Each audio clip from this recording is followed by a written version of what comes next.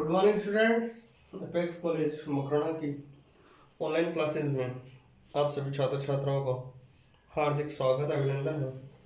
जैसा कि हम B Sc part first and B Sc B Ed part first में हम मैकेनिक्स में पढ़ रहे थे।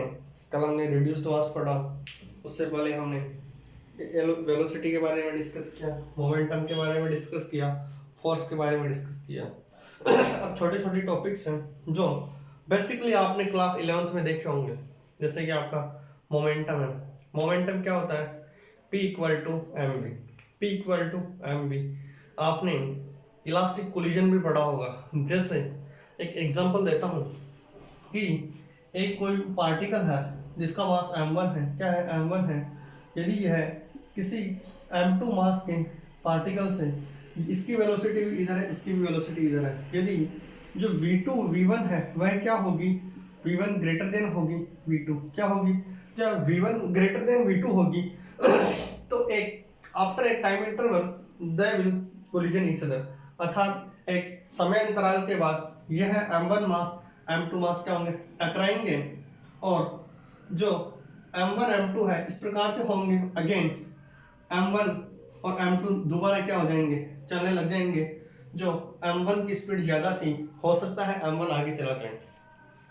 इस प्रकार की छोटी छोटी चीजों से आज हम रूबरू होंगे।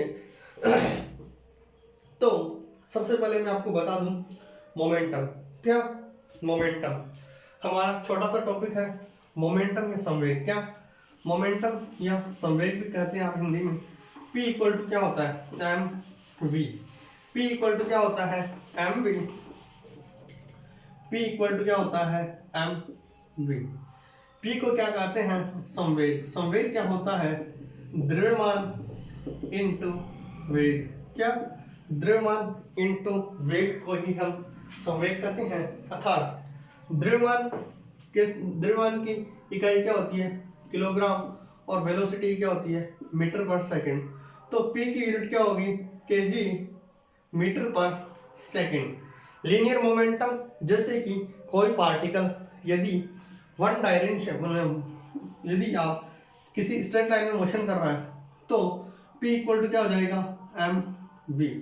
यदि बहुत सारे पार्टिकल, यदि मैनी पार्टिकल्स किसी डायरेक्शंस में मोशन कर रहे हैं, उनकी velocity v1 v2 v3 v कुछ भी हो, यदि उनका मास m1 m2 m3 so on हो तथा वेलोसिटी क्या हो? v1 v2 v3, तो जो p नेट आएगा, क्या? p नेट वो क्या होगा? m1 v1 plus m2 v2 plus m3 v3 plus mn vn। अर्थात यदि किसी सिस्टम में n पार्टिकल्स हैं जिनके masses m1 m2 m3 and जो वेलोसिटीज v1 v2 v3 है, तो वह इस प्रकार से होंगे। यदि मैं कंजर्वेशन की बात करूं, क्या? कंजर्वेशन की तो कुछ इस प्रकार से होंगे। यदि मैं उनके सेंटर ऑफ मास के रेस्पेक्ट में बात करूं, तो हमें पता है कि जो v है उसको क्या लिखेंगे? v r cm। क्या लिखेंगे? v of r cm। जैसा कि आपने सेकंड लॉ ऑफ मोशन में पढ़ा होगा। सेकंड लॉ ऑफ मोशन क्या है? Force is directly proportional to rate of change of momentum. Rate of change of momentum अर्थात संवेग में परिवर्तन की दर को ही बल कहते हैं। F is directly proportional to, यदि मैं dp को कैसे लूं? mv by dt। हमें पता है कि मास क्या है? कांस्टेंट है, तो क्या होगा? F बराबर m dv by dt plus v dm by dt। यदि हम इसको नेगलेक्ट मान लेते हैं, क्या मानते हैं? नेगलेक्ट, क्योंकि मास क्या होता है? कांस्टेंट। जो यदि कांस्टेंट टर्म का डिफरेंशिएशन क्या होता है? जीरो, तो ये हो गया जीरो। F बराबर क्या आया? ma। क्या? F बराबर आता है हमारे पास ma। यह क्या है? Newton second law of motion. यदि हम कंजर्वेशन की बात करें तो कंजर्वेशन अर्थात संवेग संरक्षण का नियम यह है कि हम संवेग को ना बढ़ा सकते ना घटा सकते। अर्थात initial momentum equal to final momentum. Initial momentum equal to final momentum, अर्थात जो प्रारंभिक संवेग होगा वह अंतिम संवेग के बराबर होगा। अर्थात momentum can neither be created nor be destroyed, it change from one form to another. जैसा हम ऊर्जा संरक्षण का है, मोमेंटम हमेशा बराबर ही रहेगा, प्रारंभिक संवेग अंतिम संवेग के बराबर रहेगा। यदि कोई एक्सटर्नल फोर्स जीरो हो, यदि F जीरो हो, क्या हो हमें पता है, F इक्वल टू क्या होगा, dp बाई dt। यदि फोर्स जीरो हो तो फोर्स जीरो है, मतलब dp क्या है, अर्थात संवेग क्या होगा, कांस्टेंट। संवेग क्या होगा, कांस्टेंट। p इक्वल टू क्या होगा, कांस्टेंट। अगेन हम अगला छोटा सा टॉपिक है, दूसरा है centre of mass of frame centre of mass frame of reference. यदि हम किसी इनर्शियल फ्रेम को क्या मान लें, एक आइसोलेट फ्रेम मान लें, क्या मान लें, आइसोलेट फ्रेम मान लें, और उसके द्रव्यमान को हम केंद्र से जोड़ दें, तो इस फ्रेम में जो भी द्रव्यमान होगा केंद्र में क्या होगा, विराम अवस्था में होगा, अर्थात VCM क्या होगा, जीरो। क्या होगा, VCM क्या होगा, जीरो। यदि हम किसी ऐसी फ्रेम माने जिसमें VCM क्या हो, velocity of frame of reference क्या हो, जीरो। क्या हो, जीरो। लेकिन हमें पता है मास जीरो नहीं हो सकता, मास जीरो नहीं हो सकता। ऐसी फ्रेम को हम क्या कहेंगे, centre of mass reference frame. छोटा सा है। अगला टॉपिक है कोलिजन। क्या, कोलिजन अर्थात टक्कर। टक्कर दो प्रकार की है, प्रत्यास्थ तथा अप्रत्यास्थ, अर्थात इलास्टिक तथा अनइलास्टिक। सबसे पहला है कोलिजन, इसमें है आपके इलास्टिक कोलिजन, दूसरा नॉन इलास्टिक या elastic non elastic. Elastic collision की बात करते हैं। इलास्टिक कोलिजन जिसमें पार्टिकल की काइनेटिक एनर्जी कोलिजन से पहले तथा कोलिजन के बाद, जिस टक्कर में, सबसे पहले टक्कर क्या है, सबसे पहले टक्कर एक नॉर्मल भाषा में बोले, एक पिंड किसी दूसरे पिंड से क्या होता है, टक्कर करता है, स्पर्श करता है, तो उसको क्या कहेंगे, टक्कर। टक्कर दो प्रकार की है, elastic collision and non elastic collision. Elastic collision में क्या होता है, जब किसी पार्टिकल में जो उसकी काइनेटिक एनर्जी इनिशियल है वह किसके बराबर हो, फाइनल के। किसके, जब काइनेटिक एनर्जी इनिशियल फाइनल के बराबर हो तो कैसी टक्कर होगी, इलास्टिक कोलिजन। अर्थात काइनेटिक एनर्जी क्या रहेगी, कांस्टेंट, अर्थात डेल ऑफ काइनेटिक एनर्जी क्या होगी, जीरो। इसमें del of kinetic energy not equal to क्या होगी, जीरो। छोटी छोटी बातें हैं, आप इनको देख सकते हैं। हम यदि परफेक्टली नॉन इलास्टिक कब कहेंगे, जब दो टक्करों के, जब पिंड में टक्कर के पश्चात या तो क्या हो सकते हैं, एक दूसरे से चिपक जाते हैं या आपस में सटे रहते हैं, तो इस प्रकार की टक्कर को क्या कहेंगे, in elastic, perfectly in elastic टक्कर। इस प्रकार की टक्कर में काइनेटिक एनर्जी क्या रहती है, कांस्टेंट नहीं रहती। यदि मैं ऊर्जा संरक्षण के अनुसार लिखूं, तो यदि मैं कंजर्वेशन ऑफ मोमेंटम के अनुसार लिखूं, एक दो पार्टिकल है, इसका मास m1 है, वेलोसिटी u1 है, इसका मास m2 है, इसका मास m2 u2 है, इसका मास m1 है, इसका मास m2 है। इन दोनों की वेलोसिटी क्या है, v है। क्या है, v। हम देखते हैं कि इनिशियल कंजर्वेशन ऑफ मोमेंटम अर्थात प्रारंभिक समय क्या होगा, m1 u1 plus m2 u2 equal to m1 plus m2, इनकी कॉमन वेलोसिटी होगी v। यदि मैं v को निकालना चाहूँ तो क्या होगा, m1 u1 plus m2 u2 upon m1 plus m2, अर्थात जो इन दोनों की कॉमन वेलोसिटी होगी वह क्या होगी, पहले का मोमेंटम प्लस दूसरे का मोमेंटम बटा दोनों का मास। ठीक है। यदि मैं काइनेटिक एनर्जी की लिखूं, यदि मैं काइनेटिक एनर्जी लिखना चाहूँ, तो यदि टक्कर से पहले काइनेटिक एनर्जी क्या होगी और टक्कर के बाद काइनेटिक एनर्जी क्या होगी, टक्कर के पहले काइनेटिक एनर्जी क्या होगी, यदि मैं इधर लिखता हूँ, यदि मैं टक्कर से पहले काइनेटिक एनर्जी बिफोर कोलिजन क्या होगा, ये होगा half m1 u1 square plus half m2 u2 square equal to half m1 v1 square plus ये v मान लो आपको, दोनों की बेसिकली जो एनर्जी वो सेम है, वह क्या, half m v square m2। यदि मैं प्लस इसमें एक फैक्टर काम करेगा क्यू। क्या क्यू हो सकता है उनके कोलिजन के कारण उन टक्करों में या तो किसी भी क्यू फैक्टर क्या है, यदि मैं क्यू को बोलना चाहूँ तो क्यू क्या है, जो गतिज ऊर्जा में क्या होगी, हानि के बराबर होगा। क्या होगा, हानि के बराबर होगा। यदि यह है फाइनल एनर्जी, यदि मैं दोनों को बराबर लिखूं तो क्या लिखूंगा, half m1 u1 square plus half m2 u2 square बराबर half m1 plus m2 into v square plus Q. Q क्या है, लॉस इन काइनेटिक एनर्जी, अर्थात जो अनइलास्टिक कोलिजन है उसमें यह फॉलो करेगा, अर्थात जो काइनेटिक एनर्जी में क्या होगी, हानि होगी। क्या होगी, हानि। यदि मैं कोई भी दो कणों की हेड ऑन इलास्टिक कोलिजन के बारे में बात करें, सिमिलर रहने का मतलब है कि हम पहले kinetic energy before collision and after collision क्या कर देंगे, बराबर कर देंगे।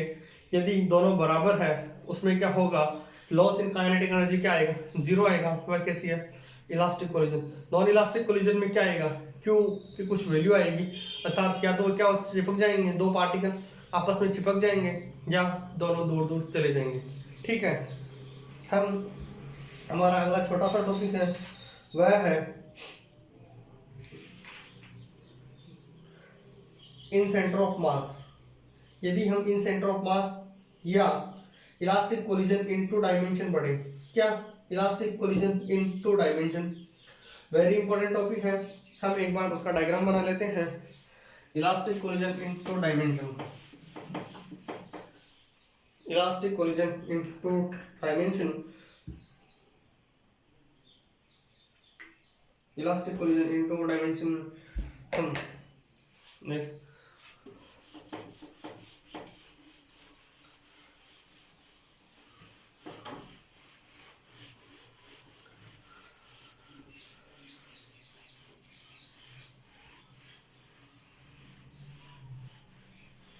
Elastic collision in two dimension. यदि एक कोई मास m1 है, दूसरा m2 है, यदि यह m1 और m2, यदि दो मासेस, एक m1 है, एक m1 है, एक m2 है, इसकी वेलोसिटी u1 है, इसकी वेलोसिटी u2 है, ये क्या कर रहे हैं, एक जगह टकरा रहे हैं। टकराने के बाद में यह इस प्रकार से चला गया और यह इस प्रकार से चला गया।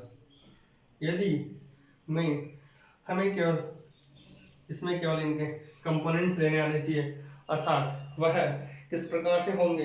यदि टक्कर से पहले u2 क्या था, जीरो था। क्या था, जीरो था। यदि मैं इसको m1 मान लूँ, यदि मैं इसको m1 और इसकी वेलोसिटी v1, ये क्या होगा m2 और इसकी वेलोसिटी v2। यदि मैं यहाँ पर u2 को क्या मानूं, जीरो मानूं, यह क्या है, कोई पार्टिकल m है, यह एंगल क्या है, θ1 है और ये क्या है, एंगल θ2। ठीक है, दो पार्टिकल्स हैं, हम देख रहे हैं टू डायमेंशन में परफेक्टली इलास्टिक कोलिजन किस प्रकार से होगा। एक m1 मास है, दूसरा m2 मास है। m1 मास किसी वेलोसिटी u से चल रहा है, जो m2 मास है वह अपनी पोजीशन पे क्या है, स्थिर है अर्थात स्टेशनरी पोजीशन पे है। जब m1 मास इस पे क्या लगाएगा, वेलोसिटी से आएगा, टक्कर होगी, तो एक इस प्रकार से चला गया, दूसरा यदि इस प्रकार से चले जाते हैं तो हम देखते हैं कि जो in centre of mass of reference क्या होगा, VCM क्या होगा, VCM क्या होगा, जो VCM होगा, जो VCM निकालना चाहेंगे हम, VCM क्या होगा, VCM होगा m1 u1 upon m1 plus m2, क्योंकि इसका u2 क्या है, जीरो है, m1 प्लस m2 नीचे आ गया, m1 u1 क्या है, किसी पार्टिकल की इनिशियल वेलोसिटी, क्या इनिशियल वेलोसिटी। यदि हम सेंटर ऑफ मास के रेफरेंस में यदि हम देखते हैं m1 का द्रव्यमान क्या है, यदि हम m1 का द्रव्यमान देखें तो जैसे कि हम हर प्रकार हमने देखा था कि जो u1 डैश है, क्या है u1 डैश क्या होगा, u1 डैश होगा u1 minus VCM। u1 dash क्या होगा u1 डैश क्या होगा u1 माइनस VCM। आपके पास VCM की वैल्यू पता है, u1 की वैल्यू पता है। तो यदि हम कंजर्वेशन ऑफ मोमेंटम लगाएं, क्या यदि हम कंजर्वेशन ऑफ मोमेंटम लगाना चाहें इसमें, तो हम देखते हैं कि u2 डैश क्या होगा u2 डैश क्या होगा u2 डैश होगा u2 माइनस UCM। यदि हमने इसे u1 डैश लिखा, इसी प्रकार से u2 डैश लिखेंगे। u2 की वैल्यू क्या है 0, क्या 0 क्या है 0 है 0 माइनस VCM बराबर क्या आएगा माइनस VCM। ठीक है। यदि हम आगे देखते हैं कि जो सेंटर ऑफ रेफरेंस में जो V1 क्या होगा V1 डैश क्या होगा V1 minus VCM and V2 dash क्या होगा, ये था इनिशियल वेलोसिटी के लिए। अब हम निकाल रहे हैं, ये है इनिशियल के लिए अर्थात प्रारंभिक के लिए। किसके लिए प्रारंभिक के लिए, अंतिम के लिए निकालना चाहिए तो V1 डैश क्या होगा V1 minus VCM, V2 dash क्या होगा V2 minus VCM।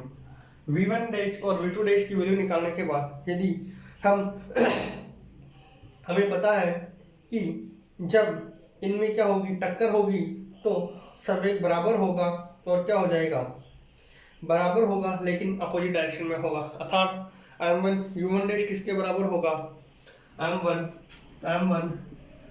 u1 dash किसके बराबर होगा m2 u2 डैश की किसके बराबर m1 u1 डैश के बराबर होगा, लेकिन कैसा होगा अपोजिट होगा, हमने माइनस साइन लगाया। इसी प्रकार यदि हम फाइनल मोमेंटम लेते हैं किसके बराबर m1 v1 dash equal to minus m2 v2 dash.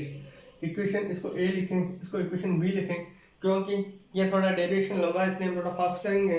यदि हमें पता है m1 u1 क्या होगा m1 u1 किसके बराबर होगा u1 माइनस VCM के।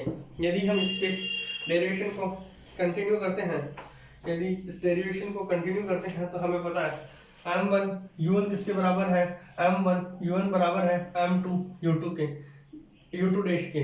और हमें यह भी पता है कि u1 किसके बराबर है u1 माइनस VCM। यदि मैं इस इक्वेशन में u1 की जगह वैल्यू पुट करता हूँ, u1 डैश की वैल्यू पुट करता हूँ, तो मैं देखता हूँ कि m1 या m लिख लो m1 u1 डैश बराबर क्या होगा m1 u1 माइनस UCM। यदि मैं इसमें u1 की वैल्यू पुट करता हूँ, क्या u1 की वैल्यू पुट करता हूँ, u1 की वैल्यू क्या है या VCM की वैल्यू पुट कर दो m1 की जगह m1 u1 की जगह u1 माइनस VCM की वैल्यू क्या है m1 u1 upon m1 plus m2। यदि यह इस प्रकार से है तो मैं क्या लिखूंगा, मैं इन दोनों का एलसीएम लूंगा तो यहाँ पर क्या बचेगा, यहाँ पर आएगा m1 u1 into m1 plus m2 minus m1 u1 upon m1 plus m2। इन दोनों में कॉमन क्या आ रहा है m1 u1 क्या आ रहा है m1 u1। यदि यह दोनों बराबर है इनको क्या कर दूंगा यदि यह दोनों बराबर है अर्थात m1 u1, यहाँ पर क्या बचेगा, जो यहाँ पर चीजें बचेगी, यहाँ पर m1 का क्या हो जाएगा स्क्वायर हो जाएगा, m1 ये हो जाएगा m1 स्क्वायर u1 क्या बचेगा m1 स्क्वायर u1। ये क्या बचेगा यहाँ पर m1 स्क्वायर u2 क्या बचेगा, यह है m1 square u1 minus m1 m2 u1। ठीक है, जो लास्ट बचेगा वह क्या बचेगा m1 स्क्वायर u1। इससे ये क्या हो गया कैंसिल हो गया, नीचे क्या बचा m1 प्लस m2। जो हमारे पास चीजें बची वो क्या बची m1 m2 u1 upon m1 plus m2। ठीक है, इस प्रकार यदि हमें पता है माइनस mu2 किसके बराबर है mu2 बराबर है किसके mu2 बराबर है m1 u1 के। ये देखो u1 किसके बराबर है, माइनस m2 u2 के बराबर है। यदि हम इस वैल्यू को इस इक्वेशन में पुट करते हैं तो हमारे पास जो VCM है अर्थात m1 v1 इक्वल टू क्या होगा, m1 v1 dash m1 v1 equal to क्या होगा, minus m2 v2 dash. m1 v1 equal to क्या होगा, m2 u2 डैश। ठीक है, हमें पता है कि कणों की गति क्या होगी, v1 और v2 एक दूसरे की क्या है, विपरीत दिशा में होगी। अर्थात जो प्रारंभिक दिशा के साथ यदि वह समान कोण बनाती हैं, यदि वह हमने देखें कि जो कोण है यदि वह इस प्रकार से बना रही है, यदि हम उस एंगल्स को देखते हैं जिनके साथ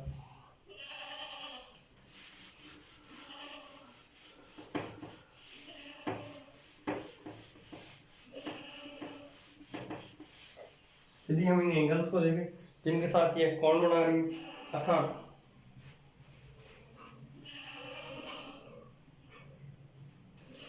यदि यह कुछ इस प्रकार से एंगल बना रही है, θ1 θ2, यहाँ पर m1 है, ये m2 है, ये u2 है, u2 क्या है 0। यदि इस प्रकार से θ1 और θ2 एंगल बना रही है तो यदि θ1 इक्वल टू क्या है, θ2 है, तो हम लिख सकते हैं कि m1, यदि हम लिखें m1 u1 dash equal to, जो हमारे पास इक्वेशन देखो ये इक्वेशन है, इससे हम u1 बाई u2 की वैल्यू निकालना चाहें। यदि मैं इस इक्वेशन से u1 बाई u2 की वैल्यू निकालना चाहूँ, इधर देखना, इससे m1 बाई m2 की वैल्यू क्या आएगी, यह आएगी u2 dash by u1 dash. m2 by m1 की वैल्यू आएगी यह u2 डैश बाई u1। हम यदि u2 और u1 की वैल्यू निकालना चाहें, यदि हम ये माइनस साइन है, यदि मैं u2 डैश की वैल्यू निकालना चाहूँगा किस प्रकार से आएगी, m1 by m2 into u1 dash. यदि मैं v2 डैश निकालना चाहूँ किसके बराबर आएगी, minus m1 by m2 into minus sign बाहर आएगा इंटू v1 डैश। यदि मैं इसको इक्वेशन p कहूँ और इसको इक्वेशन q कहूँ, अर्थात जो इक्वेशन p और q है, यदि हम ऊर्जा संरक्षण लगाएं, क्या ऊर्जा संरक्षण, तो सबसे पहला ऊर्जा संरक्षण क्या लगेगा, m1 u1 डैश। m1 यदि हम law of conservation of energy लगाएं, यदि हम law of conservation of energy लगाएं, यदि हम law of conservation of energy लगाएं तो कुछ इस प्रकार से होगा, m1 u1 dash square plus m2 u2 dash square equal to half half half सब में काट दिया मैंने पहले ही, तो क्या बचा m1 v1 dash square plus m2 v2 dash square. यहाँ पर m1 u1 स्क्वायर, यदि मैं u1 की जगह u1 लिखता हूँ और u2 की जगह क्या लिखता हूँ, u2 की जगह क्या लिखेंगे हम, u2 की जगह यह लिखते हैं m1 m2। इधर देखो m1 u1 dash square plus m2 u2 की जगह क्या लिखेंगे, u2 डैश की जगह लिखेंगे हम, u2 डैश की जगह लिखेंगे m1 by m2 into u1 dash का स्क्वायर, माइनस माइनस क्या हो जाएगा प्लस, बराबर m1 v1 square v1 dash square plus m2 की जगह m2, ये क्या आएगा m1 by m2 into v1 dash का स्क्वायर। यदि मैं इसको सॉल्व करूंगा तो ये क्या आएगा m1 u1 dash square plus m2 से m2 क्या हो जाएगा, कैंसिल, क्या हो जाएगा m2 से m2 कैंसिल, क्या हो जाएगा m1 u1 m2 स्क्वायर, हाँ ये नीचे एक m2 बचेगा।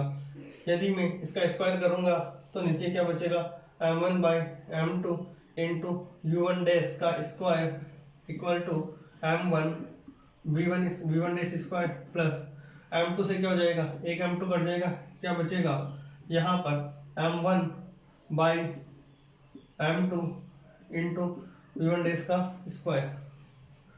हमने कुछ भी नहीं किया, हमने m1 और m2 की वैल्यू क्या किया है, पुट किया है। यदि मैं m1 और m2 की वैल्यूज को पुट करता हूँ तो हमारे पास चीज़ें कुछ इस प्रकार से आती हैं। इसको मैं यदि मैं इन दोनों में कॉमन लेना चाहूँ, क्या यदि मैं इन दोनों में m1 u1 dash square common हो तो यहाँ पर क्या बचेगा, यहाँ पर बचेगा आपके m1 हाँ यहाँ पर जो m1 है इसका भी क्या होगा, स्क्वायर होगा। यहाँ पर जो m1 है इसका भी क्या होगा, स्क्वायर होगा। यदि मैं यहाँ पर m1 u1 डैश का स्क्वायर कॉमन हो तो यहाँ क्या बचेगा, क्या बचेगा 1 plus m1 by m2, 1 plus m1 by m2 बचेगा। इधर क्या बचेगा m1 v1 डैश का स्क्वायर कॉमन हो तो यहाँ क्या बचेगा 1 प्लस m1 बाई m2। ठीक है, यदि मैं m1 बाई m2 को क्या कर दूं, कैंसिल आउट कर दूं तो हमारे पास m1 इक्वल टू क्या आ गया m2, अर्थात u1 डैश इक्वल टू क्या आ गया u1 डैश इक्वल टू आ गया v1 डैश, u1 डैश बराबर क्या आ गया v1 डैश, अर्थात u2 डैश किसके बराबर आएगा v2 डैश के। हमें यही निकालना था। हमने देखो सबसे पहले क्या देखा, जो इनिशियल मोमेंटम है उसका फाइनल मोमेंटम के बराबर किया।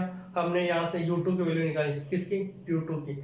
यहाँ से यदि हम m1 v1 dash equal to क्या करते हैं m2 v2 डैश, उससे हमने v2 की वैल्यू निकाली y m1 by m2 into v1 dash. उसके बाद हमने कंजर्वेशन ऑफ एनर्जी लिखाया, वही क्या था half m u1 dash square plus u2 dash square equal to half m1 v1 dash square plus half m2 v2 dash square. यदि मैं u2 की जगह u1 की वैल्यू पुट करता हूँ, u2 की जगह u1 की वैल्यू पुट की हमने, u2 की जगह u1 की वैल्यू क्या आई m1 by m2 into u1 का स्क्वायर। यहाँ से हमारे पास आया कि u1 डैश इक्वल टू क्या आया u2 डैश। यदि यह u1 dash equal to u2 dash आता है और हम यदि एंगल थीटा की वैल्यू निकालना चाहें, यदि हम टेन थीटा की वैल्यू निकालना चाहें तो वह आएगी आपकी v1 sin theta 1 upon v2 sin theta 2। यदि मैं tan थीटा की वैल्यू निकालना चाहूँ, किसकी, v1 sin theta 1 upon v2 cos theta 2, ये आएगी, क्या आएगी v1 sin theta 1 upon v1 sin theta cos theta 1। हमें पता है कि जो कंपोनेंट लेने हैं हम उसको नेक्स्ट क्लास में करेंगे और इस प्रकार हमारा ये चैप्टर कल कंप्लीट हो जाएगा। मैं अगेन आप सभी छात्र छात्राओं का एपेक्स कॉलेज मकराना परिवार की तरफ से बहुत बहुत आभार ज्ञापित करता हूँ and again thank you so much.